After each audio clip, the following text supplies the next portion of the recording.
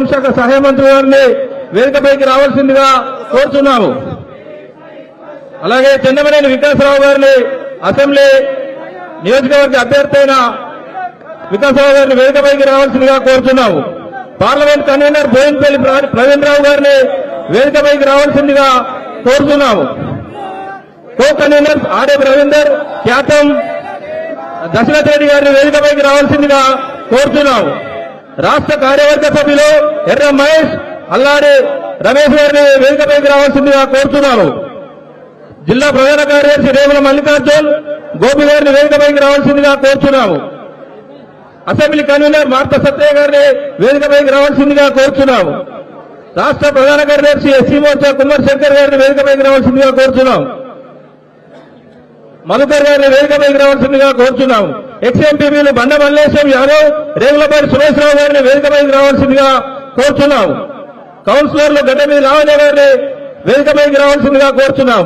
పట్టణాధ్యక్షులు సంతోష్ బాబు గారిని, అలాగే మండలాధ్యక్షులు ఆల్ మండలాధ్యక్షులను వేదికపైకి రావాల్సిందిగా కోరుతున్నాం. జిల్లా ఆఫీస్ బేరర్స్ ఎర్ర మధు, గోపాటి సురేందర్రావు, సిరికొండ శ్రీనివాస్, బుర్ర శేఖర్, గోపు బాలరాజు గారిని వేదికపైకి రావాల్సిందిగా కోరుచున్నాము. ఆల్ మోర్చా అధ్యక్షులు వేదికపైకి రావాల్సిందిగా కోరుచున్నాము. ఇప్పుడు ఈ సమావేశాన్ని ఉద్దేశించి సభాధ్యక్షత వహించవలసిందిగా ప్రతాప రామకృష్ణ గారిని కోరుతున్నాము.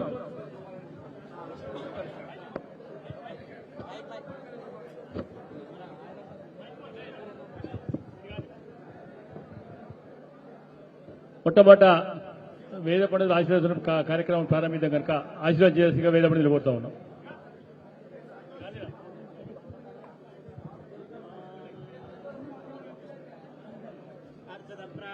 ప్రియమేధాసో అర్చత చంద్రపత్రకాః ఉతపురన్న పుష్పర్చత. ఓం శతంజీవ శరదో వర్ధమాన ఇత్యపి నిగమో భవతి శతమితి శతం దీర్ఘమాయురుమరుతయేనావర్ధయంతి. శతాత్మానం భవతి శతమనంతం భవతి శతమైశ్వర్యం భవతి. ఓం ఆశాస్తే యజమానోసౌ సుప్రజాస్త్వమాశాస్తే.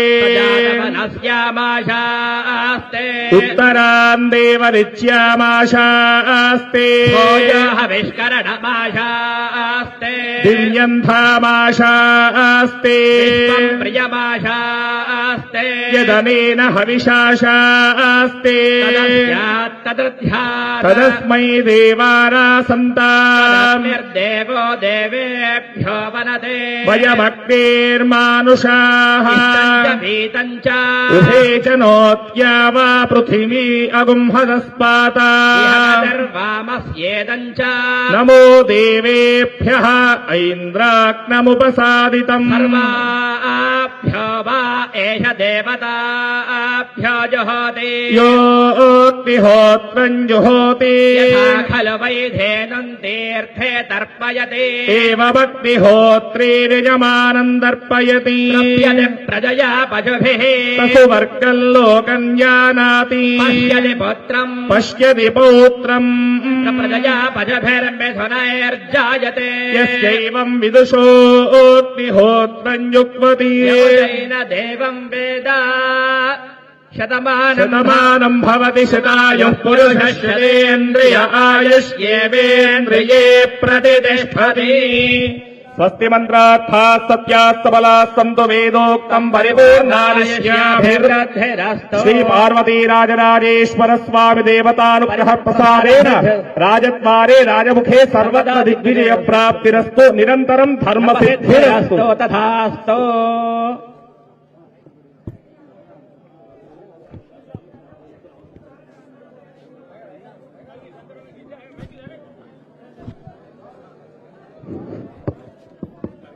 అన్న మీరు కూర్చోలేడు, తిరుమల వాడు కూర్చోండి, ఈ సైడ్ వాడు కూడా దయచేసి కూర్చోవాలి ప్లీజ్. ఇక్కడ దగ్గర కూర్చోవాలి. అందుకే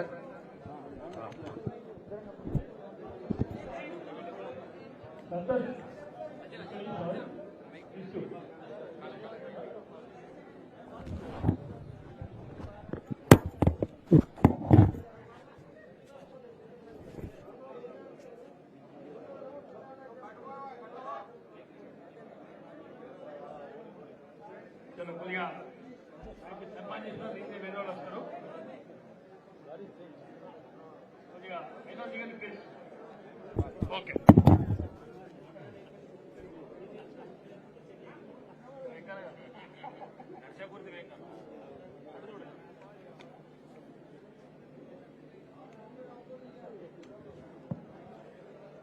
రమేష్ రెడ్డి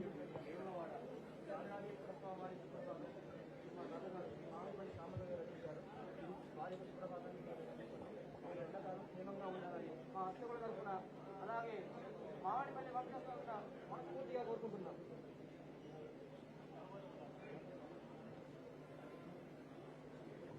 ఓకే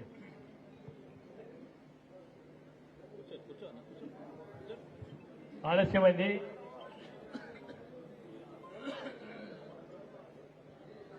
బండి సంజయ్ గారు దయచేసి కొద్దిగా సైలెంట్ కూడా ఉండి. ఇప్పటికి చాలా ఆలస్యమైంది అనుకుంటా.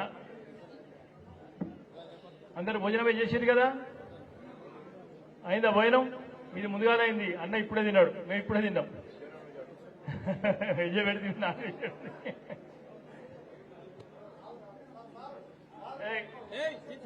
తర్వాత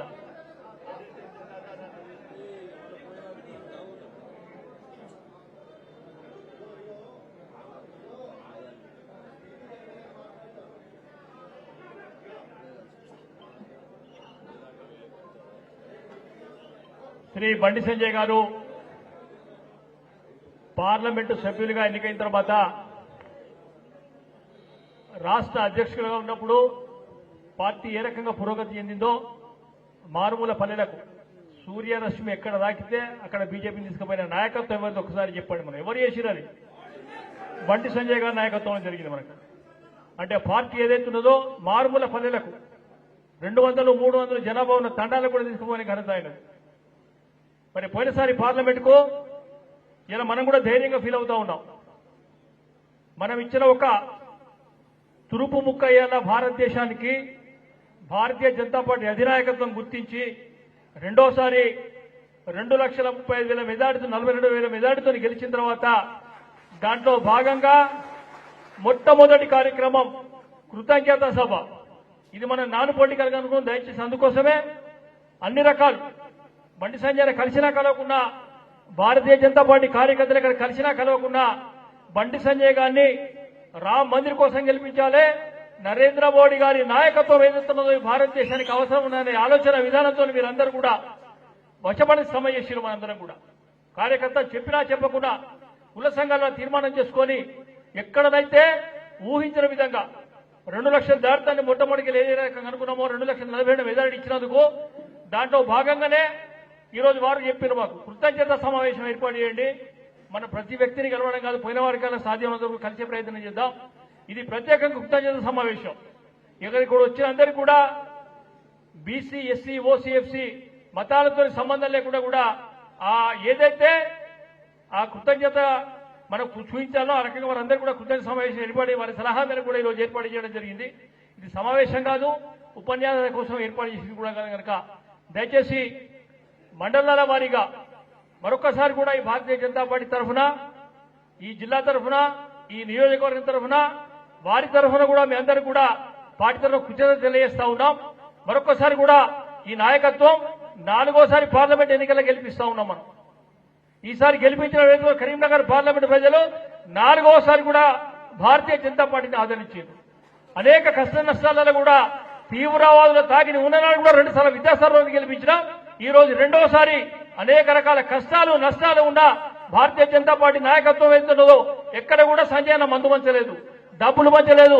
అధికార పార్టీ ఏ రకంగా కూడా ఎన్ని విమర్శలు చేసినా, ఏది చేసినా, ఎన్ని రకాలుగా ప్రలోభాలు పెట్టినా కానీ ఆ ఓటు ఏదైతున్నదో నిజంగా కూడా విశ్వాసంతో వేసిన ఓటు, నరేంద్ర మోడీ గారి నాయకత్వం మీద వేసిన ఓటు, బండి సంజయ్ గారి నాయకత్వం పటిమ మీద వేసిన ఓటు. కనుక ఈ ప్రజగా మీ అందరూ కూడా ఈ జిల్లా తరఫున, వారి తరఫున, కేంద్ర పార్టీ తరఫున, నరేంద్ర మోడీ గారి తరఫున కృతజ్ఞతలు తెలియజేస్తా ఉన్నాం. ఇప్పుడు కార్యక్రమం ప్రారంభిస్తాం. ఉపన్యాసాల కోసం సమయం లేదు కనుక దయచేసి మండలాల వారీగా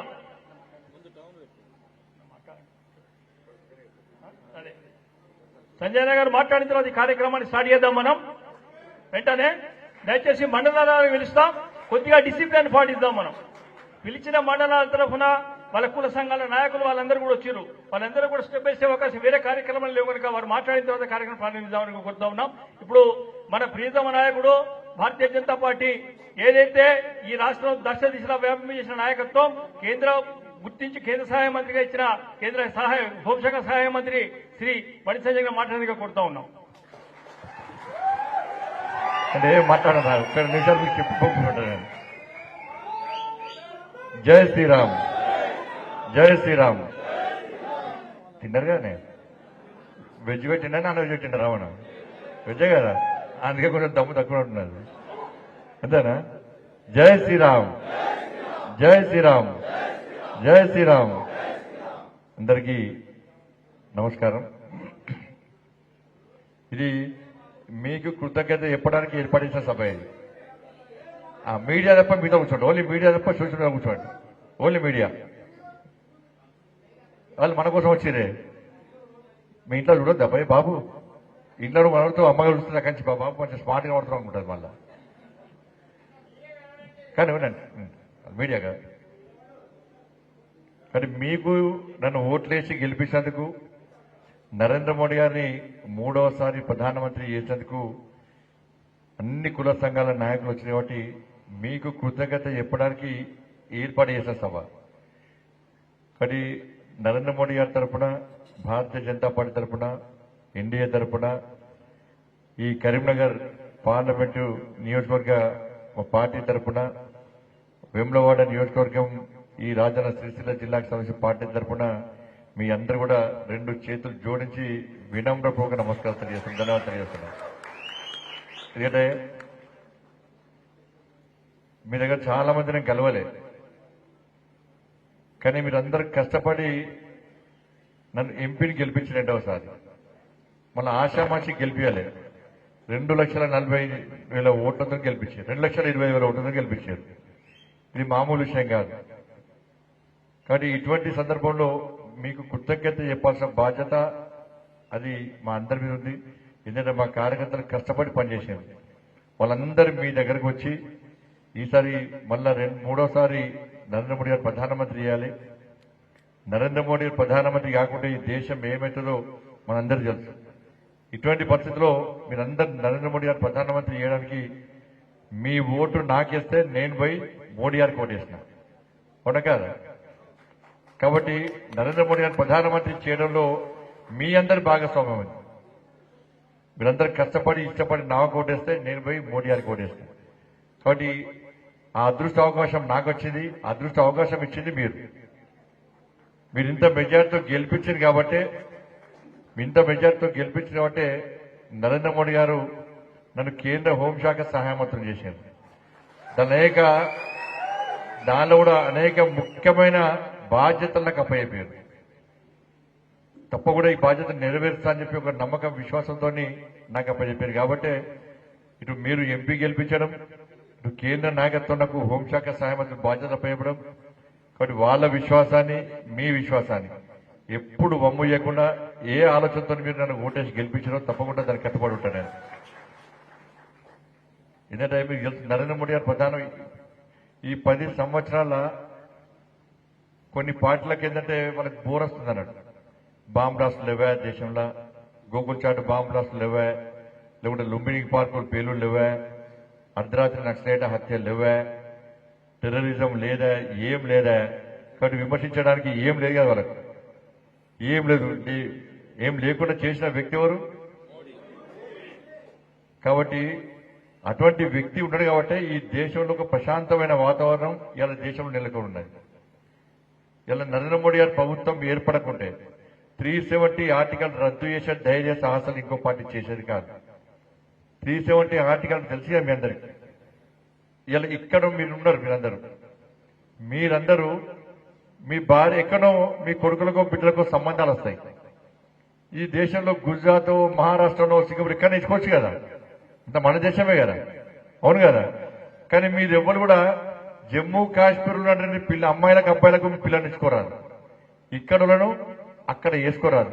మీరు హైదరాబాద్ లో జాగ్రత్త ఉంటారు, ముంబైలో జాగ్రత్త ఉంటారు, ఎక్కడైనా జాగ్రత్త ఉంటారు. కానీ జమ్మూ కాశ్మీర్ లో పోయి ఒక గజం జాగ కూడా మీరు కొనలేరు. ఇలా పార్లమెంట్ లో చట్టాలు చేస్తున్నాం, అది మనకు వర్తిస్తాయి, కానీ జమ్మూ కాశ్మీర్ లో వర్తించది. మన భారత జాతీయ పతాకం ఊకంటాం ఇండియా పాకిస్తాన్ ఇండియా పాకిస్తాన్ అంటాం. ఎవడైనా పాకిస్తాన్ జెండా ఎగరేస్తే ఈ పదం మనదంతాం, అవునా కదా? కానీ అలా జమ్మూ కాశ్మీర్ లో మన జాతీయ పతాకం ఎగరేసే స్థితిలో లేదు. ఇవాళ దీన్ని ఒప్పుకుంటావా మనం? ఒప్పుకుంటావా దీన్ని? ఇన్ని సంవత్సరాలు చాలా మందికి దీని మీద తెలియదు. కానీ దానికోసం అనేక మంది ఇలా భారతీయ జనతా పార్టీ కార్యకర్తలు కానీ జనసంఘ నుంచి మన వ్యవస్థాపకుడు శ్యామర్ ప్రసాద్ ముఖర్జీ కూడా దానికోసమే బలైపోయాడు, త్యాగం చేశాడు.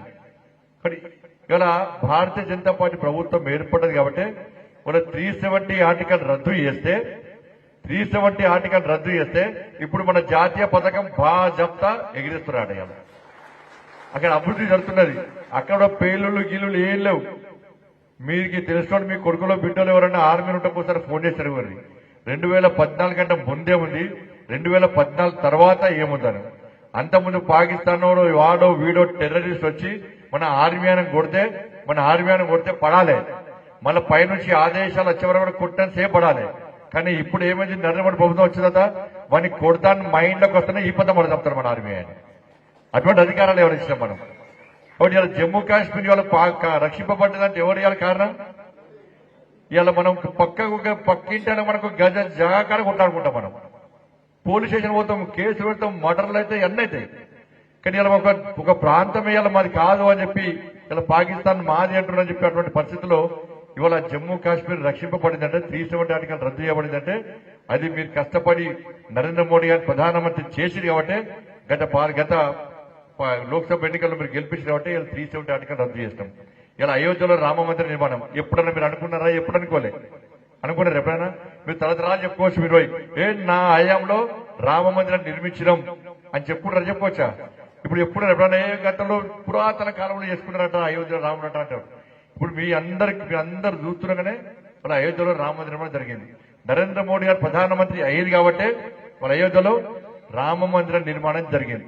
ఇలా ప్రధానమంత్రి ఎవ్వరున్నా ఆ ప్రాణ ప్రతిష్ఠ కార్యక్రమం పోతుండేనా? మళ్ళీ ఇంకో ఓట్లు పోతాయి కదా. కాబట్టి ఇలా ప్రధానమంత్రి స్వహస్తాలతో రామమందిరం జరిగిందంటే ఇది మీరు నరేంద్ర మోడీ గారి ప్రధానమంత్రి చేసిరు కాబట్టి ఇట్లా అనేక ధైర్య సాహసోపేత నిర్ణయాలు గతంలో తీసుకున్నారు. కాబట్టి మళ్ళీ అటువంటి మహానుభావుడు, అటువంటి గొప్ప వ్యక్తి, అటువంటి ధైర్యం ఉన్న వ్యక్తి, దమ్మున్న వ్యక్తి ఈ దేశానికి ప్రధానమంత్రి అయితేనే ఈ దేశం రక్షింపబడుతుంది, దేశంలో పేదలు బతుకులు బాగుపడతాయి. అందుకే అనేక సంక్షేమ పథకాలు ఈ దేశంలో అమలవుతారని చెప్పి భావించడం వల్లనే మీరు మళ్ళా నరేంద్ర మోడీ గారు ప్రధానమంత్రి చేశారు. ఈసారి ఏం చేస్తారో తప్పకుండా ఈ దేశాన్ని కూడా సేమ్ ఈ దేశాన్ని రక్షించే విషయంలో కానీ, పేద ప్రజలు బతుకులు బాగుపరిచే విషయంలో కానీ, సంక్షేమ పథకాలు అమలు చేసే విషయంలో తప్పకుండా నరేంద్ర మోడీ గారు మనందరికీ అండగా ఉంటారు. ఒక ప్లాన్ ప్రకారం ఒక ప్రణాళికాబద్ధంగా మరి ఈ దేశాన్ని పాలిస్తున్న విషయం మీ అందరూ తెలిసిందే. ప్రతిసారి మనం మీటింగ్ పెడతారు, ఎక్కడ రాజకీయాలు వదిలిపడిచి మనం ఎన్నికలు అయిపోయినాయి. ఇవాళ మన దేశానికి కావాల్సింది ఏంది? ఈ దేశం అభివృద్ధి చెందాలి, ఈ దేశంలో పేదోళ్ళ బతుకులను బాగు చేయాలి. మనం దానికోసం మాత్రమే ఆలోచించాలని చెప్పి నరేంద్ర మోడీ గారు ప్రతిసారి చెప్తా ఉంటారు. కానీ దురదృష్టవశాత్తు పోయినసారి ఈ తెలంగాణ రాష్ట్రంలో ఏం జరిగిందో మీ అందరికీ తెలుసు. ఎంత సహకరిద్దామన్నా, ఎంత అభివృద్ధి చేయాలని చెప్పి నరేంద్ర మోడీ గారికి ఉన్నప్పుడు కూడా ఇక్కడ పాలకులు సహకరించలేదు. దానికి ఉదాహరణ మన వేములవాడ దేవస్థానమే. అప్పుడే ప్రసాదం స్కీమ్ కింద వేములవాడ దేవస్థానాన్ని పెడితే ఇలా వేములవాడ దేవస్థానం ఎంతో కొంత అభివృద్ధి చెందే అవకాశం ఉంటుంది. వాళ్ళ వేములవాడ దేవస్థానాలు పేదోళ్ళ దేవుడు, అనేక మంది పేదోళ్ళు వచ్చి స్వామివారిని దర్శించుకుంటారు. ఒక వేములవాడ ప్రాంతానికే కాదు, ఈ జిల్లాకే కాదు, ఈ రాష్ట్రానికి కాదు, పక్క రాష్ట్రం నుంచి కూడా రాయరాజేశ్వర స్వామి దర్శనం కోసం వస్తారు. ఒక పవర్ఫుల్ దేవస్థానం ఇది, పవిత్రమైన దేవస్థానం, శక్తివంతమైన దేవస్థానం. కోరిన కోరికలు తీసేటువంటి ఆ రాజన్న ఆలయాన్ని అభివృద్ధి చేయాలని చెప్పి ఒక ఆలోచన మాత్రం నాకు ఉండే పోయినసారి. కానీ సహకరించే వాళ్ళు సహకరించకపోవడం వలన ఇలా అభివృద్ధి చేయలేకపోయినాం. అందుకే మొన్న మీరు నాకు ఓట్లేసి గెలిపించిన తర్వాత ఈ మంత్రి అయినటువంటి గజేంద్ర సింగ్ షెకావత్ గారిని నేనే కలిసిన. సార్, నరేంద్ర మోడీ గారు దక్షిణ కాశీగా పిలువబడే మా వేములవాడకు వచ్చింది సార్, స్వామివారిని దర్శనం చేసుకున్నారు సార్. కానీ మోడీ గారు వచ్చింది కాబట్టి మోడీ గారికి కూడా రాజన్న పవర్ ఏందో తెలిసింది కదా.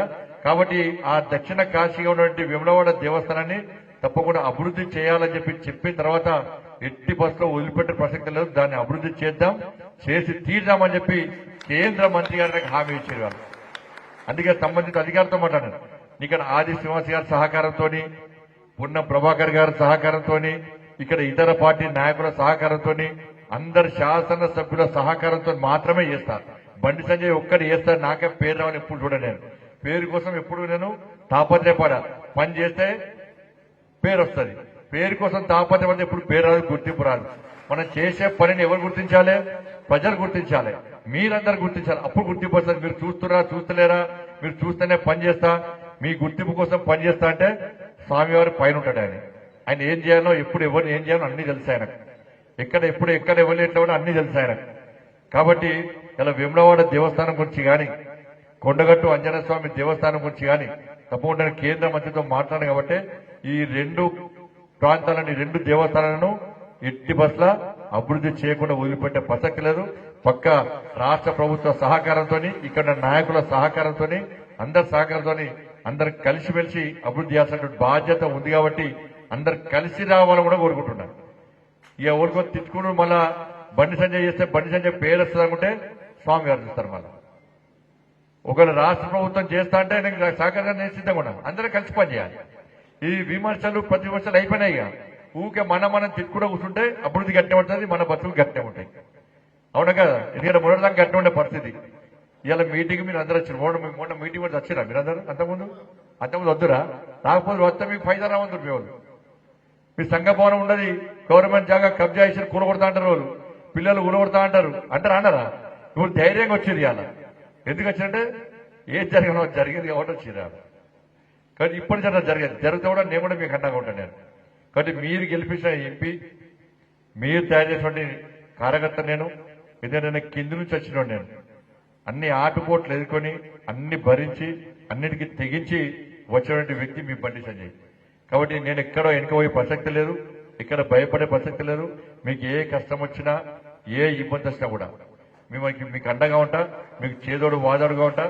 నా వల్ల ఏ సహకారం కావాలన్నా, నాతోనే ఏ సహకారం తప్పకుండా మీకు చేయడానికే నేను నా బాధ్యతగానే భావిస్తాను. నాకు ఇప్పుడు అహంకారం కానీ, గర్వం కానీ ఇవన్నీ ఉన్నాయి. నేను గతంలో ఎట్లా ఉన్నాను, ఇప్పుడు గట్టినే ఉంటా, ఫ్యూచర్ కూడా గట్టినే ఉంటాను. అట్లా అనుకుంటే జర మైండ్కే తీసేయాలని. ఎందుకంటే ఎప్పుడు నమ్ముతూనే ఉంటాను నేను. నాకు ఇబ్బంది ఉంటే నా ఇబ్బంది గురించి మీ మీద రుద్దలేను. నేను పడే ఇబ్బందులు పడుతూ ఉంటా, నేను భరిస్తూనే ఉంటా. భరించాల్సిన బాధ్యత నాకు ఉంది కాబట్టి, ఆ బాధ్యత నాకు బాధ్యత కాబట్టి నా బరువు అంతా మీ మీద పెట్టా. మీ బరువును మోసే బాధ్యత నేను తీసుకుంటాను. అట్లా చెప్పి అన్ని విషయాలు నాకు పెట్టుకున్నాను. కుంభ ముచ్చకూరు మళ్ళీ అది ఏం చేయాలో అది చేస్తాను నేను. కాబట్టి వేములవాడ నియోజకవర్గంలో నాకు మెజార్టీ ఇచ్చింది. నాకు గతంలో ఇచ్చారు, ఈసారి ఇచ్చారు. ఎందుకంటే కాబట్టి వేములవాడ నియోజకవర్గాన్ని ఎత్తి బస్సులో వదిలిపెట్టే ప్రసక్తి లేదు. గతంలో సిఆర్ఎఫ్ నిధులు కానీ, గ్రామీణ సడక్ యోజన పైసలు కానీ, అనేక సంక్షేమ పథకాల విషయంలో వేములవాడకు ప్రత్యేక దిశ నేను అనేక రకాలుగా ఎక్కువ నిధులు ఇచ్చే ప్రయత్నం చేస్తున్నాను. ఈసారి ఇటువంటి ఇబ్బందులు లేవు కాబట్టి ఇంకా ఈసారి వేములవాడ నియోజకవర్గానికి అభివృద్ధి విషయంలో తప్పకుండా నేను సహకరిస్తా. వేములవాడ నియోజకవర్గం అభివృద్ధి చేయడంలో నేను భాగస్వామ్యం అవుతా.